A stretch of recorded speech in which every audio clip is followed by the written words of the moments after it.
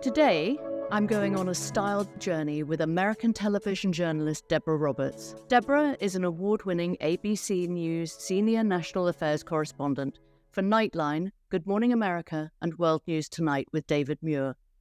In September 2023, she was named co-anchor of 2020. A media veteran, Roberts has travelled the world for her reporting. She has served as a substitute anchor for Good Morning America, World News Weekend, and 2020, as well as a co-host on The View. In 2021, Roberts was awarded a Peabody Award for the 2020 special, Say Her Name, Breonna Taylor, which featured her extensive reporting on Taylor's tragic death. Roberts, who was inducted into the Broadcasting and Cable Hall of Fame in May, has been awarded multiple Emmy Awards for her national and international coverage of world events, including the AIDS crisis in Africa and maternal mortality in Bangladesh. Roberts' long-form reports on 2020 have consistently produced extraordinary narratives, such as an intimate profile of former First Lady Michelle Obama and former First Daughter Ivanka Trump. She was also part of the historic coverage of the inauguration of former President Barack Obama. Roberts is the author of Been There, Done That, Family Wisdom for Modern Times, a book written with her husband Al Roker. Her latest book, Lessons Learned and Cherished, The Teacher Who Changed My Life, was released in May and became a New York Times bestseller. She currently lives in New York City with her husband and 2 children. Hello and welcome, Deborah. Wonderful to see you. So nice to see you, Amanda. I'm sorry we can't be there in person, but we're going to rectify that soon. Absolutely. I mean, we first met when you came over to the UK to cover Harry and Meghan's wedding for ABC USA. Yeah, you're absolutely right. And I came to your shop at the time, and you had set it up so beautifully for our appearance. And you and I sat atop these 2 stools with this fabulous background. And I think you even maybe had champagne or wine or something just to set the scene. And it was just so spectacular. And my daughter got to come along with us, and she was enthralled with you and the whole experience. It was a wonderful celebratory moment, wasn't it? It really was. It really was. Because you know what? Everybody loves to celebrate love, right? And that's what we were doing. We were celebrating the love of this young couple. And it also happened to be really beautiful weather. It was in May. And it was a nice sort of respite from the world's troubles. It was really a beautiful time. It really, really was. But I have to say, congratulations to you on becoming co-anchor of 2020. How does that feel to step into the historic shoes first worn by Barbara Walters? Oh, you're right. And those shoes feel pretty comfortable, actually, I have to tell you. Great. I've been here for so long. I've been here for more than 2 decades at 2020, and I came and sat alongside Barbara Walters. She recruited me to come here, and I was the youngest correspondent at the time to be on the program with her. And I remember that she sort of hazed me a little bit in terms of just like giving me a little bit of a rough time when I first sat on the set, just to to make sure that I felt it. I knew what I was doing and that I was stepping up into a bigger role than I had had before. And I watched her over the years. She was a terrific mentor. She was an iconic woman in this industry of ours, the very first woman to sit at the anchor desk. She broke all kinds of barriers. So to actually follow in her footsteps in this role and to assume this position at 2020 is just really, it's an honor, it's a privilege, and it's something that I take very seriously to keep the legacy alive and keep it going. Well, you are clearly doing a brilliant job, and I have to say I am loving seeing more representation of our generation, if that makes sense, on television. Mm-hmm. Do you have any views on that? Well, I do think that it is difficult. I mean, first of all, I think women have never really enjoyed a better time to not only work in front of the camera, but also behind the cameras. I mean, we're seeing so much representation. The president division here at ABC is a woman. Women at other networks have really prominent positions, so that's great to see. But as you know, we are in a youth-obsessed culture. And so, once you've been around the block a little bit, you've been at the rodeo, as we say here, Amanda. We've been at the rodeo a little while. Sometimes it's a little more difficult because everybody's fixated on who's new, who's shiny. The younger people in our industry and elsewhere throughout corporate America.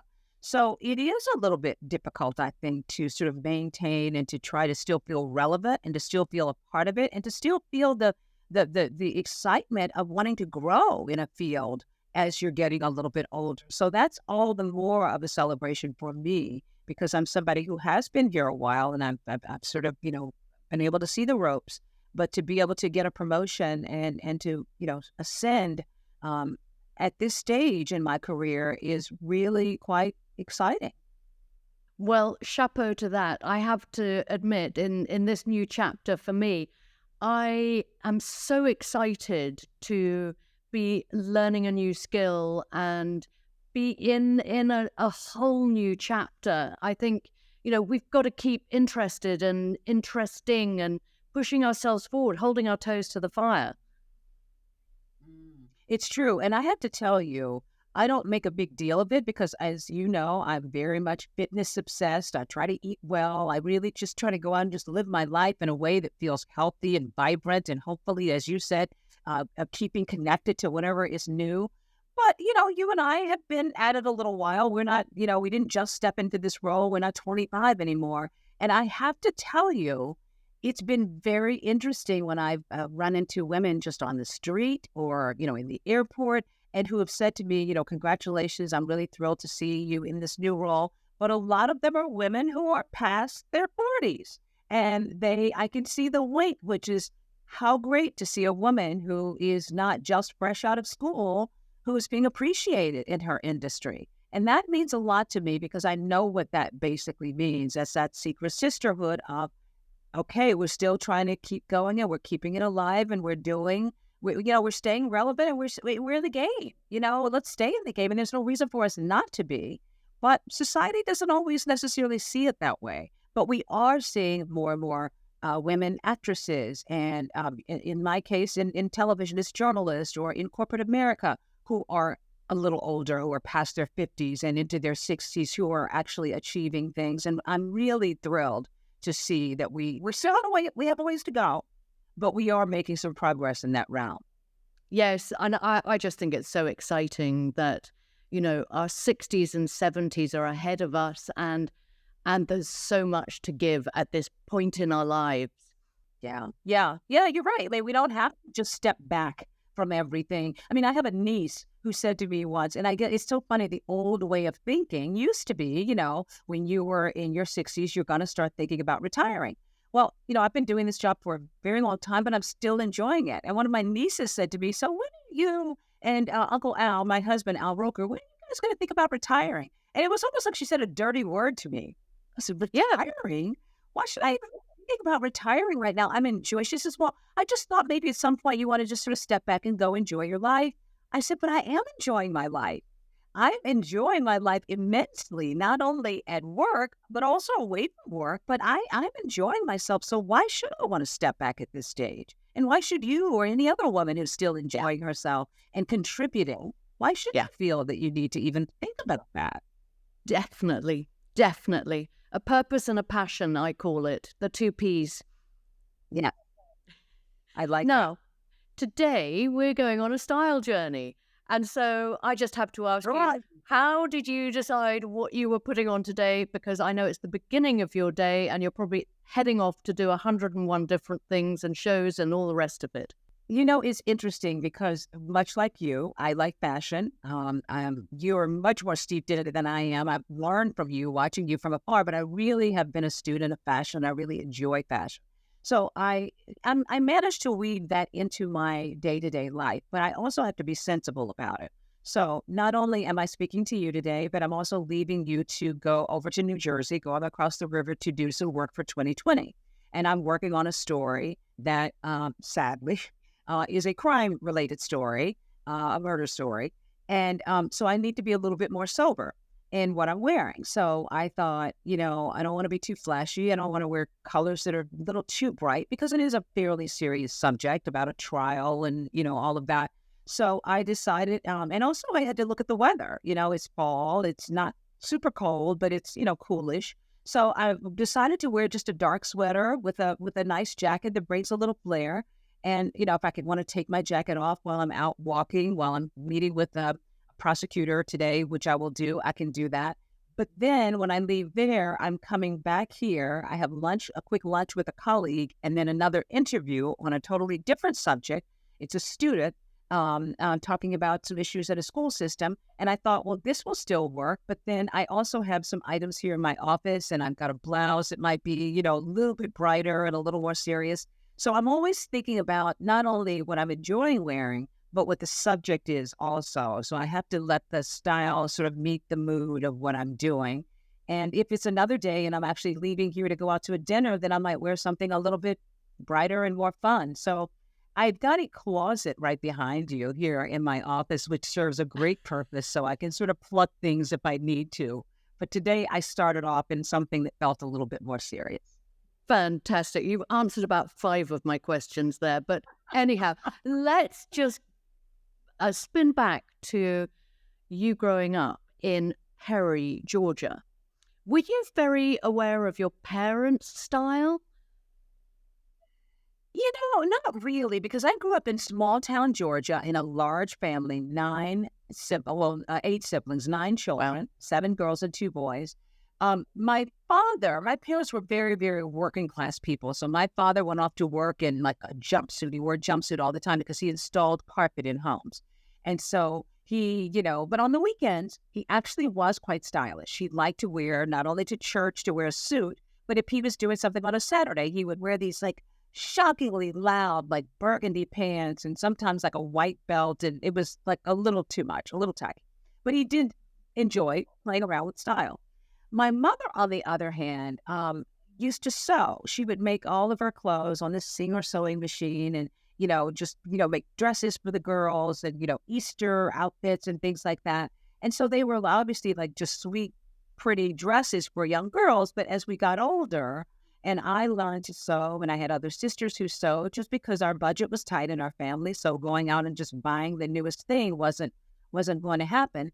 I think just over time, I'd love to read magazines. I used to watch television. I would see, Diane Carroll, who was always so stylish on her shows, or Doris Day, and, all of these icons, Lena Horne. And so I liked the idea of fashion. I couldn't afford high fashion, but I knew kind of, I think, intuitively what sort of worked together. So, I would buy these silky fabrics and make like a pretty dress. And I kind of enjoyed in high school being a little bit of a I don't know, a trendsetter maybe. I don't know. I mean, I wasn't way out of the box, but I liked fashion. I always liked fashion. Do you remember that moment when you've put something on and it felt really good, that you just understood the power of clothes? There were a couple of moments, probably 2 or 3 moments, Amanda. As I said, I used to sew. So there were times where I would make something. And once I made a plaid jacket that was very much like the one I have on now. And I wasn't like the best seamstress because there was usually like a couple of stitches over here. Something wasn't quite right, but I was like, it's okay. Nobody's going to notice. But I made myself this plaid jacket and a burgundy skirt, and it looked really pretty. And I just felt powerful. I felt good. I felt tailored. I just felt really good. So I do remember that. But I will tell you, aside from all the other little outfits that I would wear and the little peasant blouse and all the things that were kind of coming in and out of fashion in the late 70s, I'll never forget, and I get teary when I think about this because my mom knew that I loved fashion. But, again, we couldn't afford to, go out and buy all the newest things. And there was a little store in town, and I'm trying to think what it was called, but it was known to be kind of like a little bit of a high fashion boutique, if you could even think of that in small town Georgia. And it was called Vanity Fair. The place was called Vanity Fair. And it was known to have like higher priced items, but very chic. And I remember once being in there I don't know, maybe my sister had been in and bought something, and I was in there and I was looking, and there was this beautiful pair of pale blue pants, trousers, as you would call them, Yeah. and some kind of a plaid top. I don't know if it was a sweater or something, but it was like a really pretty outfit. And I just thought, wow, that is the ultimate. That's the ultimate. And I told my mom about it, and she saw it, and she said, "Oh, that's a little pricey for us. That's a little pricey." I said, I know. And but I thought about it. I thought about it, and I'll never forget. One day, I came home from school, and my mom had bought it for me and had it laid out on the bed as a little surprise. And Oh, I thought, wow. And I put it on, and I felt refined, and I felt just beautiful, and I felt expensive. And that was a moment where I thought, this must be what it's like for those women in the magazines to have something that is so chic and so put together. And that's a moment that I still carry with me. and that's a beautiful story. Do you remember how old you were? I was probably in high school, so I'm just going to say 15, 16. I think I was old enough that she thought, I was nearing graduation, and I was old enough to appreciate things. And I also worked. I worked at a fast food place. I worked at McDonald's. I was beginning to earn my own money. And I think she was just proud that I was taking responsibility, and I deserved something that was indulgent. So I was probably like 16 years old. And did you and your sisters swap clothes, trade clothes? Well, they didn't like doing that, but I would go and pluck something from one of my sister's closets, and she would get so upset. What are you doing in my blouse? But I would do it sort of secretly, grab something and maybe wear it either to school or to some, little gathering or something, and, come back home and hide it back in her closet so she wouldn't know. So nobody willingly, because I don't think anybody thought that was really cool. Everybody wanted their own sense of style, but I would pinch a few things from their closets from time to time. Did you wear a school uniform out of interest? No. I went to a small public school. In fact, Amanda, I went to segregated schools up until fourth grade. So I went to all Black schools up until fourth grade, and then integration finally happened it had happened in the country, but certain states had held down, and Georgia finally, gave into integration. So it was only from fourth grade on that I was in the integrated school system, but it was just regular public schools, and you just wore whatever you wanted, which I'm kind of excited about because in high school, I think saw myself as a little bit of a fashion girl. So I think the school uniforms would have been really a bummer. I was going to say, because at that point of integration, that must have felt like quite an important moment for you, for society at that time. Were you particularly aware of what you push on to go to school that first day to that integrated school? Oh, I think so. I think everybody was, because it was a big day. I mean, everybody was nervous about it. Is there going to be, violence? Are kids going to push back? Is there going to be trouble? There were all these, theories about how this would go. Well, fortunately, it all went fine. But I do remember thinking and it was the middle of the school year too, but everybody treated it like it was the first day of school. So I think everybody sort of wanted to be on their best behavior, and we were nervous, and you wanted to sort of feel this whole thing out. So I can't tell you that I remember what I wore on that fourth grade day, but I'm sure it had to be like some kind of a, back then we would wear skirts with the little straps, little crisscross straps in the back that would button here in the front with a little blouse, probably something like that, or a little sweater, because it's in Georgia, so it wasn't probably very, very cold, but I'm sure I wore something that was very school appropriate. But yeah, I think I was conscious of that. And I think I was also conscious of, just as any kid was, I think probably just wanting to make a good impression with this big thing that's happening in our lives. Now, my older sisters were in high school. They might have had a little bit more of a political feeling about what was happening. But I think at age 9, I just wanted to make friends. There was this new thing that was happening in my life, and I wanted to make a good impression. And I just remember just stepping into it and wanting to, I was curious. I wanted to make the best of it. And I did. And I think I took it in a very optimistic, positive way, which is I'm going to meet some new friends. I'm going to meet kids that I've never experienced before. I've seen, white kids in town, but I've never made friends with them in school. So I was, if nothing else, I think kind of a little excited about this new venture. And was it an amazing day, the first day?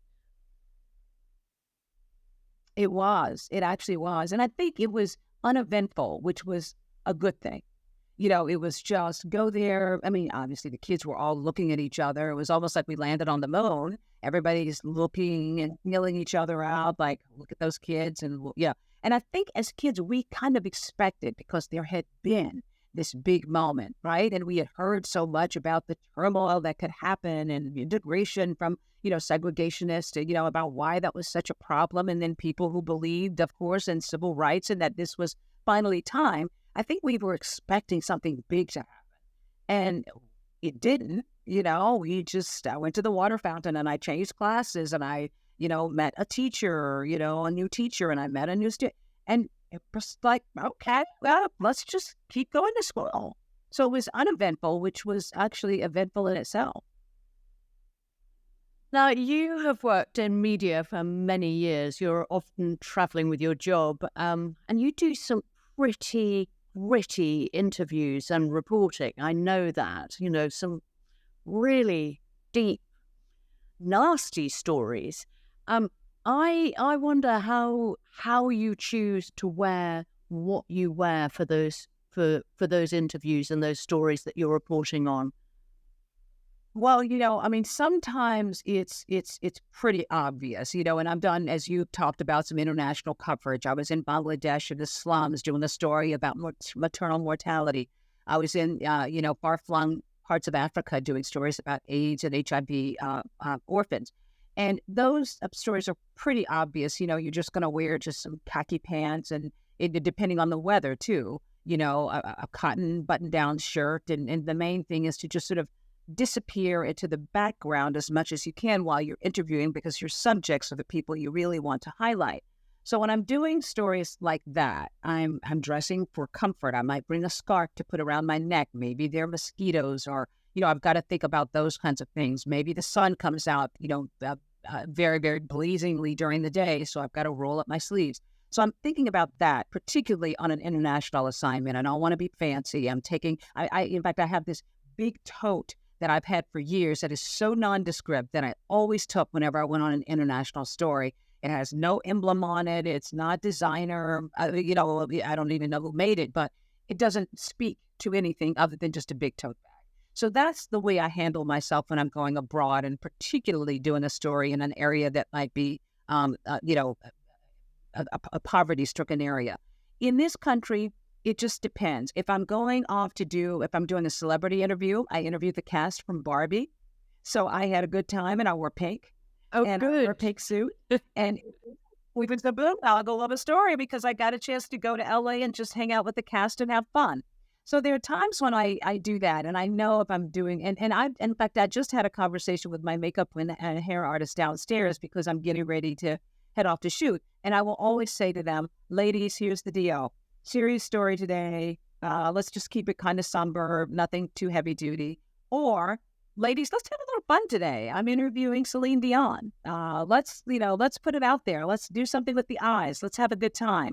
So it's really all about the appropriateness of what I'm doing. If it's something that's light and a lot of fun, then I'm gonna have fun. If it's something that's a little bit serious, if it's a school board president who's talking about problems in their district and kids who are dealing with depression and anxiety, then I'm going to wear something that's a little bit more serious. I still like to wear something that's tailored and something that's fun to me, but it just depends. If I'm interviewing a mom who's lost a child, and I'm certainly going to just wear something very quiet. When I was over in the UK and I was we're reporting on the death of the Queen, I didn't feel the same pressure that you all felt to wear things that were, dark blue and black and all of that. But I did wear things that were more muted, a gray suit or a dress that was a little bit darker. So I just sort of try to think about what I'm conveying. And if it's the kind of story where I want to just step back and have people not think about me, but only think about the story, then I'm going to wear something that's more muted. Yeah. At the end of the day, after a particularly grueling subject matter, do you have a wonderful go-to look that helps you shake off how horrible the subject matter has been to cocoon you? Sometimes it's a matter of just stripping off my makeup, putting my hair on a little bun, and putting on sweats. And here's the thing, Amanda, I'm not always like heavily made up, because if I'm out in the field, I did a story just recently about a little boy who had been missing 20 plus years ago. His family never found his body until much later. And it was just this whole mystery. And it was all about how they dealt with this and the resilience that they experienced even in the midst of such tragedy. It was in the farmland. So it was in Minnesota. So it was in, the middle of America. And that I just wore, jeans and a button-down shirt. And I obviously wore some makeup, but it wasn't like full-on makeup because, I want to look pretty. I want to look appropriate, but I don't want to, look too flashy. So in cases like that, and it's been a really grueling day and it's been a very tough subject matter, I think more than anything else, just taking it all off and unwinding. Get rid of anything that feels sort of professional, sweatshirt, pair of sweatpants, or in the case of, a story like that, maybe I'm going to go out to dinner with my crew, pair of jeans, something that's very basic, and hair back. And then I feel like the reporter in me, or certainly the on-camera reporter, has sort of pulled back a little bit, and I'm just being myself. That helps tremendously. Yeah, that change of gear sartorially. Yes. And sometimes it's exercise equipment. Sometimes, I usually like to exercise in the morning. I'm a runner and I'm a strength trainer. I go to the gym. I usually do that first thing in the morning. But occasionally, if I had to go do something super early, then I might go back and put on my workout gear and do something. And then that also helps me shift gears as well. Yeah. You've reported on some historic moments. One in particular was the Barack Obama inauguration. How did you decide what you were going to wear for that? Oh, wow. Well, first of all, it was freezing. It was January. I wanted to ask that. It was very cold. So first of all, it was a matter of which coat to wear. But I will tell you, and this will be no surprise to you, I've got some pretty fabulous coats. And over the years, I like fashion. So I've got this one coat. It's a Gucci coat. And this is before, I really enjoyed fashion before everybody was putting their labels on everything and their initials on everything. I loved fashion when you would have known, like, wow, I know that cut. That's an Armani cut, or that's a Tom Ford for Gucci cut, just because you knew the cut, but not because it screamed designer. But I got this one coat that I bought a few years back, and it's just so lovely. It's a double-breasted coat, and it's kind of almost like a gold, like a brown with gold stitching, and maybe a little green is in there too, but it's just a very tailored coat, double-breasted, very sleek, but also thick and very warm. Now, I don't know that I wore that on that particular occasion. I may have worn that on another election night, but it was like right in front of the camera, and it was a great coat to wear. For Obama, I probably just wore a thick, dark brown coat that was chunky and warm, and I knew it would be. And then, of course, I had to have gloves, so I had a pair of nice gloves. But the big fashion accessory was the hand warmers. Do you all have those little things over there where you shake the pack and you break it and it starts to, Absolutely look a little different from ours? But, that, and I made a little joke about that on air, that was the fashion accessory of the day, the hand warmers, throwing those inside your gloves or inside your shirt, wherever you could. So that was a day that was really cold. And whenever I have to be outside like that, and, we did that a lot during the pandemic. We did all this reporting outside. So I've really sort of, I think, built up my wardrobe of nice coats outside. And it could be just a navy coat that maybe has a little piping on it that's just really pretty, or that one that I mentioned to you, or just a plain brown coat, but then I might put a scarf on it and underneath it, and that brings it out a little bit. So not over the top, but just I like to have a little bit of a tailored look. And with Obama's, I think it probably was like some dark brown, chunky, warm coat. Do you archive your special pieces, for example, for the inauguration, or when you collected one of your numerous Emmy Awards, or Do you archive those pieces? You know what? I have to say, I don't really. I probably should. I got to tell you, my husband makes jokes about it. He's like, you know what? If you put as much time into, yeah, if you put all the time into work that you also put into your passion, you probably have like 5 Peabodys and 10 more Emmys. Because it's a lot of work, as you know. I mean, I really enjoy fashion. I enjoy buying really nice pieces. Like everybody, now and again, you buy like a fast, piece that's like really silly. And it's like, why did I buy this blouse, or why did I buy, this? And I get rid of stuff. But I've got a lot of classic pieces. Now, I remember myself when they're in the closet.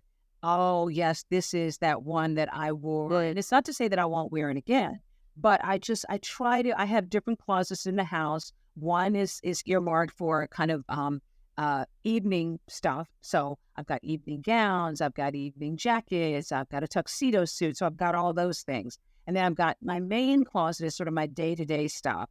And then I've got another closet that's like all the coats.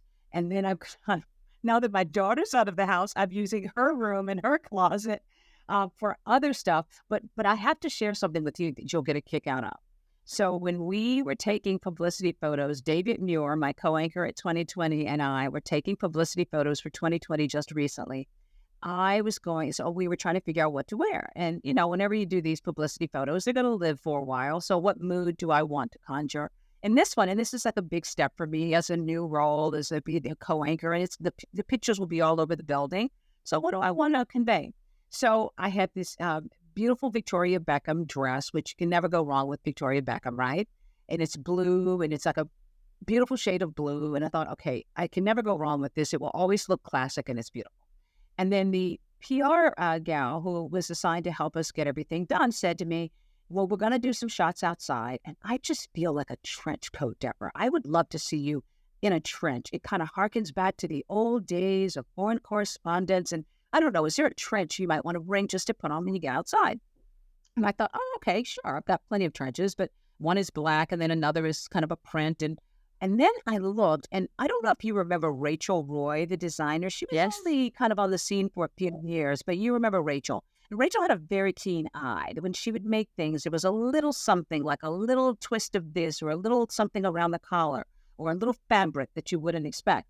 Well, I had bought this silk trench coat from Rachel 20 years ago, and it was trimmed with patent leather. So it's kind of a gold brown taupe color with this patent leather on it. And it was a short trench, and it had a belt and all of that. I had only worn it once or twice because it's a silk coat. It's kind of more dressy, And every time I would go to get rid of it in my closet, like maybe send it off to be donated or, to the Real or something, I would say, I don't know, it's so lightweight, it's so easy. Just hold on to it. Maybe one day I'll wear it again. I don't know, maybe one day. So I decided to pull it out along with my other trenches. And so I put them in the room as we're getting ready to go. And the stylist who's steaming all the stuff for us says, this is a great coat. This is a great coat. You got to wear it. And I said, well, I guess. And she said, no, this is a great coat. So I just had these tan pants I was going to put on to go outside. And David Muir, my co-anchor, said, you look great in the blue dress. Why would you change? Let's go out. And I said, yeah, but we're going outside to the park. And I don't know, maybe I should just do it. And he says, well, I think I said, well, and all the ladies are like, change into the jacket. So I change into the jacket and we go outside in the park and we take pictures in this trench, and the stylist puts the collar up, and, we're in this one area. We take these pictures, and that has become the photo. And everybody is on about this trench, this 20-year-old trench that was in the back of my closet I barely could find. Everybody wants to know, where's it from? What's it about? That is the photo of the moment. Isn't that crazy? I love that. I often use a hashtag, rewear, don't care. And I love the power of a beautifully designed piece that just goes on and on. Yeah, I love that. Rewear, don't care. I'm going to use that. Out of interest, do you doing more of that? We should be doing that, Amanda. We really, really should be. I mean, I think I'm a big believer in buy less, buy better, wear it longer. But, I also appreciate that you're in a very high profile position. Do you have a pressure on you to constantly be in something different, or or are anchors and journalists applauded for re-wearing and not caring? I think it's the latter. I think that there's no pressure at all. I think for me, it's self-imposed because I'm known around the building as somebody who really likes fashion. And it's really funny to see either the security guys downstairs or some of the folks who are like our behind the scenes folks on our show when I'm about to tape who comment on, that color. I like what you're wearing. I've had folks around here saying, I'm just waiting to see what you're going to wear today for this particular interview or this particular story. So I've kind of, I think, created this pressure myself because people know that I like fashion. But on the other hand, I have also tried to make sure I incorporate this idea of re-wearing. And many of the things that I am pulling out now and I've had already, maybe I wore them 2 years ago, maybe it was a jacket or a pair of pants, and I'm rediscovering it. And particularly during the pandemic, because we weren't wearing our best things, we were wearing a lot of more casual things. Now I'm pulling things out that are getting kind of a new push, a new look. So no, there's no pressure. I think a lot of us will re-wear things, but I do think that we, as women in this industry, do enjoy making a little bit of a statement. I think almost everybody does. So I think we're conscious of it. You don't want to wear the same thing many times. Out of interest, do you do all your own styling, or do you have a stylist that you work with helping you pull looks together? I do. Well, I will say I don't have a designated stylist, but I do have one or two people. One guy in particular I work with at Saks Fifth Avenue here, just because over the years, somehow I became a client at Saks, and there was a manicure pedicure place I used to go to there. So I used to go there a lot. And I got to know this one guy, Sam is his name, because he's so easygoing. Many times, Amanda, when you're shopping and if you buy something and you get home and you try and it's like, I don't think this is going to work and you want to take it back. Some people get really upset with that. I mean, even if you haven't worn it and you've got the tags and you've got they just don't, they hate that. Sam was always so easygoing, like, yeah, whatever, just go home. And if it doesn't work, let's do it and we'll switch out something else. So I love his attitude. But he also knows my style because we've worked together for years. So he'll send me a photo now and again, like, we just got this in. It looks like you. No hanger appeal, but you have to see it. Or I will take a photo when I'm seeing something in Vogue and say, wow, love this new Stella. Are you guys getting this or this new Dries? When will you get that? And then he will pull things together as time goes on and says, I remember you like this thing. I have this. And I threw this in. I just thought this Christopher John Rogers, the cute top, might work well for you on television. And so I pick a day now and again, and I go in and I try on things with him. But I happen to like fashion, and I'm constantly looking and trying myself. So I'm sort of my own stylist with somebody who helps, supply me. He's my supplier. That sounds dodgy. Do you get targeted by a lot of designers asking you to wear their clothes? Because obviously you're in an influencer type environment, really. You are exposing yourself to, no, that sounds really wrong. You are being exposed to an enormous audience. I know what you mean. No, not really. I think people recognize I'm a journalist, so I'm very careful about not wanting to willy-nilly just feel like I'm kind of somebody's muse or, a shill for somebody. So I'm very careful about that. But every now and again, there is something that is that speaks to me. I have a good friend, Sheila Bridges, who is a an interior designer, and she has this line called Harlem Toile. She took the old toile design and she inserted, Black figures in it. It's really very, very cool. And she's done it not only on wallpaper, but she's done it in fabrics and on umbrellas and all kinds of things. She created a gown with this toile, and she said to me, or maybe it was the designer who she did it with, who said, I would love to put you in that gown for this event, Deborah. Well, that spoke to me because it was beautiful and I thought it was great. And it was like this big, ball gown. So that I decided to do. And now and again, I'll have somebody who will say, oh, I've got a blouse where I'd like to send, not a lot, a little bit. But for the most part, no, I just I buy my own stuff and I do my own thing and just I feel more independent that way. I don't feel beholden to anybody. Does Al have an opinion, your lovely husband, on what you wear? Sometimes. I mean, Al likes, he's a fashion guy himself. He really likes to make a statement. I mean, even though, like a classic guy, he just mostly wears suits, of course, to work. But when we're going out, and we're quite social, so we go out to a number of events. We host events. We go to galas. Oftentimes, he will comment on something I have laid out, or he'll say, wow, that doesn't seem very fancy. I'm surprised. I thought maybe you'd go for this or something else. Well, you think it's understated. This is the kind of event you got to have a little more fun. So sometimes he wants me to, zhuzh it up a little bit. And then there are times when he'll say, that feels a little too sexy. Are you sure you want to come? So sometimes he weighs in. And I will say this, I will give him this credit. Typically, not always, but typically he's right. I'll get to an event and I'll say, you know what, you were right. I dressed just like I thought I should have, like I should have dressed. So he does weigh in. He likes to see me look pretty and beautiful and glamorous, but there are times when he will say something and I'll head in a different direction. But I appreciate his opinion. Now, I know that you're both regular churchgoers. What would a typical church look be for you? Well, I grew up small town in the Baptist church, and Al grew up Catholic, so we go to an Episcopal church here in the city. And you probably know that the Episcopal church, for the most part, is a little bit more formal than, say, a Protestant, the Baptist church. And ours is on Madison Avenue, and, people live on the Upper East Side of New York. So for the most part, people dress pretty nicely when they come to church.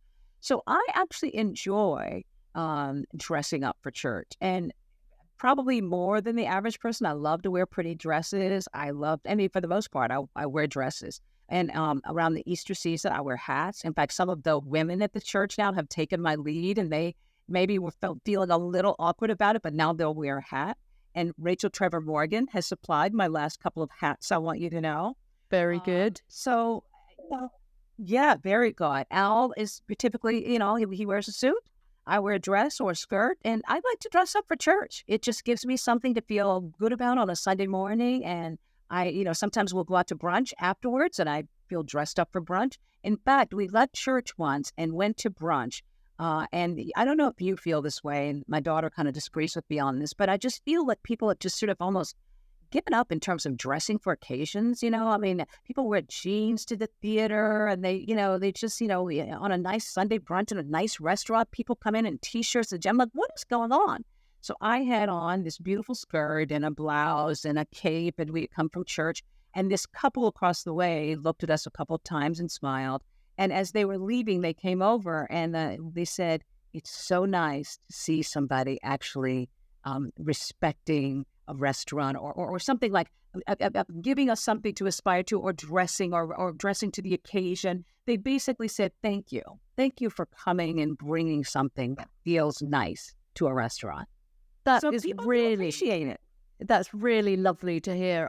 I was lucky enough to be at Royal Opera House a few weeks ago, and some of the men were in black tie and some of the women in long gowns, and it felt very celebratory and special. And you just think those incredible performers, and it just felt very right. Actually, it felt respectful.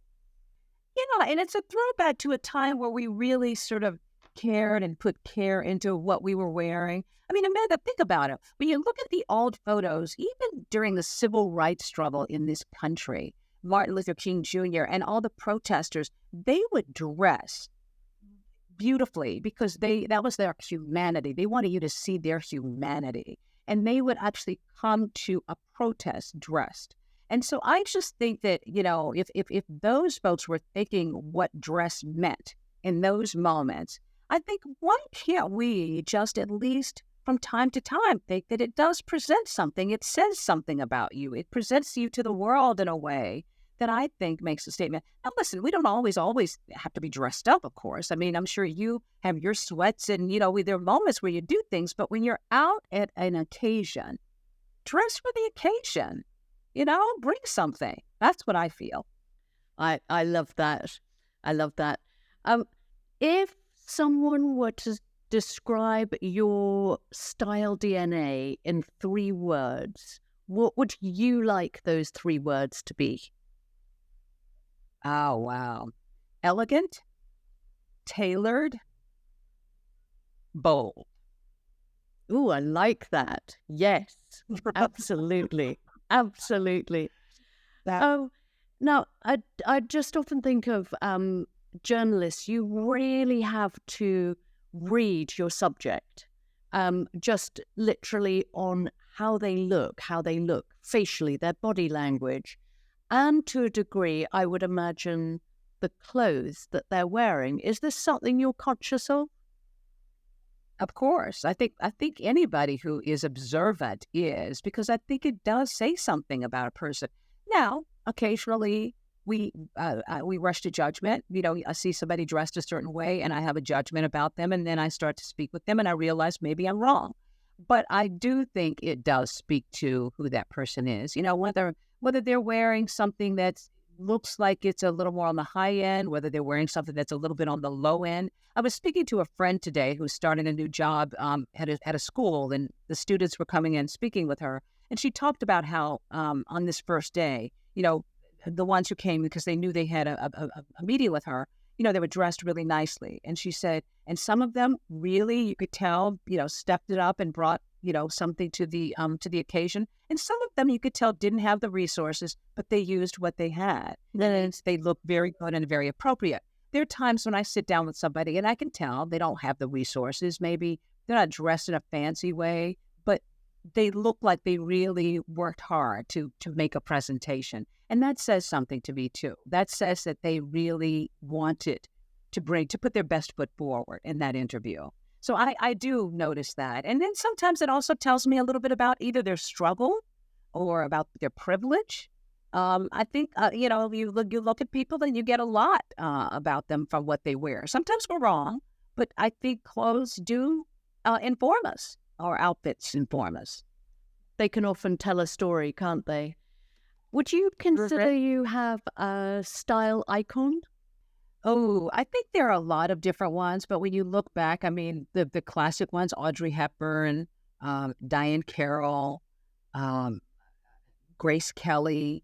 I think a lot of those. I just loved that era, and I'm naming women who were really at their peak probably in the 70s, and I just loved the dress at those times. Um, but even in recent times, I mean, there are a lot of young women I like to see. I just think anybody who wears something that's really tailored and fits the body well. Victoria Beckham does come to mind because I like the way she cuts clothing. But I think a lot of the old glamour is what I really like. And anytime I see some of these old actresses, Eartha Kitt was beautifully styled, the singer, Lena Horne. I mean, all of those folks wore such beautiful, beautiful clothes that I don't know that I could even just pick one. That's fair enough. Would you say you've had a worst fashion moment? Because we all have. Oh gosh, yeah. I don't know that I allow myself to think too much about it, but I'm sure there are times where I've worn something and I got to an event and I thought, oh, wow. And it may not have even been an event. Maybe it was a birthday party or something, and I got there and I thought, why did I wear this? Or you wear a pair of pants or something, and you get someplace and you realize maybe they sag a little more than you thought. They're not as flattering as you thought on you. Or shoes. I don't know that there's any one worst moment. Oh, God, I'd have to think about that. But I think there've been moments where I hurriedly dressed to get out of the house, and I got someplace and thought, what was I thinking? I don't know that I've had the two different shoes. I know people have talked about like one blue shoe and one black shoe. I don't know that I've had that, but I do know that I've gotten places and maybe I realized the dress doesn't fit me quite like I thought. Or I leaned over and maybe the skirt, like the zipper just split on a skirt. And, I've had that kind of a faux pas, but thankfully, I don't think I've had anything that's too bad, that's too memorable, which I'm happy about. Well, thank goodness for that. But just coming on to your wardrobe, do you feel you have an excessive amount of anything in your wardrobe? Yes, I have too much black. Too many black sweaters, too many black skirts, too many black. I have vowed now, no more black. No more black. And I still will, I'll still find a beautiful dress. I bought a black, beautiful Tom Ford recently that was just so beautifully cut. But I keep saying black. I have too much of that. In fact, I'm in this mode right now where I want to go through and just curate. I remember that you took a lot of your items and I think you sold them for a good charity cause. And I actually do that here in my office. And it's really sweet because all the gals around here want to know, like, when is your next sale? So I will go and, purge things from my wardrobe that I feel like I have too many sundresses, too many, blazers that look alike, too many dresses that are from this, whatever. And so there are times where I feel like I OD. And right now I'm in this mode where I really want to go through and try to find my favorite pieces, and anything that just doesn't speak to me, let go. But it's very hard for me to let go. That all the clothes tell a story, and I'm like, oh, but this is so good. Maybe I'm going to wear it at some point, this pleated skirt. I've worn it one time in 40 years, but maybe I'll wear it again. So it's very hard for me to purge, but I have a few too many of the same things. Does your daughter raid your wardrobe? She used to. She lives abroad right now, so she doesn't have that opportunity. She really likes to raid my accessories. She likes to raid my purses and my shoes because I am a little bit manic. That's probably what I have too much of. I have too many bags. I love beautiful handbags, and I can be shoulder bags, they can be tote bags, they can be the Christian Dior library tote, whatever. I love book tote. I love bags. And so Leela, usually when she comes home, makes her way into my closet and says, this one looks like it could use a little freshening up with a young girl.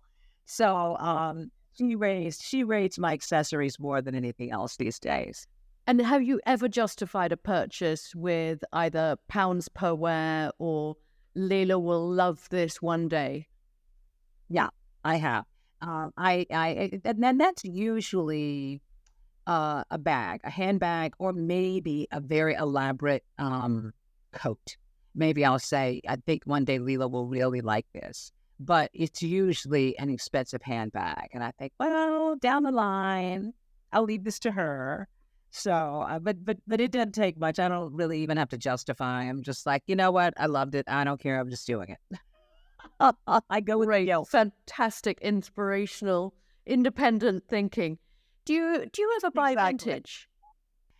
Really? I don't go to a vintage store to buy vintage. But, like a lot of people, I bought at the Real. I bought at these consignment stores. So maybe, I don't know if they're officially vintage, but I have bought things at a consignment store that I feel like has been around for a little while. So I will enjoy that. And by the time I have it, to be honest with you, I've got vintage in my own closet. I've been pulling out things like that trench coat is vintage, essentially. I've been pulling out things from my wardrobe that I hadn't seen in ages. And I'm thinking, okay, I guess this is vintage now. I love it. Let's spin on to some quick fire questions. What fashion advice would you give to your 20-year-old self? Buy quality, not quantity. Like that. Which fashion trend would you like to see make a comeback? Oh, bell bottoms. I love bell bottoms, tailored bell bottoms, but I would say bell bottoms and almost everything makes a comeback anyway. But I would say any look from the 70s, I love. What fashion or beauty trend would you consign to room 101? Big shoulder pads. Get rid of big shoulder pads. Your last impulse buy? A pair of platform shoes that I just bought, platform loafers that I still haven't worn, and I'm trying to decide, do they even make sense? Your views on tattoos? Don't like them. That's just the old Southern girl in me, and I know plenty of people have like a tiny one right here or something very small. I just don't like tattoos. I know they're considered body art. I don't know. I think they're tacky. Beauty treatment you couldn't give up? Moisturizer. That's it. It's all about moisturizer. High end or high street? Both. Bling or bear? Bear. Minimalism or maximalism? Minimalism always. Couture or charity shop? That's tough. Probably couture, but I do like charity shop. That's a tough one. That's a tough one. Crocs, cute or puke? Puke. Sneakers or stilettos? Depends on the occasion. Skinnies or boyfriends or wide legs? Boyfriends. Trend or style? Style. Cashmere or cotton? Oh, cashmere all the way. Hoarder or editor? Oh, well, if I'm going to be honest, Porter. Shapewear or sexy lingerie? Oh, sexy lingerie. Tights or That's what I'm running stockings? all the time. Stockings. Bikini or one piece? One piece. Occasionally a bikini, one piece. Beanie or baseball cap? Oh, beanie. And finally, one last question. At the end of the day, what do you or don't you wear in bed? I wear a nightgown. I like a silk nightgown. I just like to wear clothes. My husband thinks it's a little silly, but I like to wear something to bed. It makes me feel good, and I also feel luxurious if it's silk. So a silk nightgown. Deborah, what a joy to see you again, spend time with you, talk all things fashion and style with you, because I know how passionate you are about it. Thank you. Well, likewise, it was such a pleasure.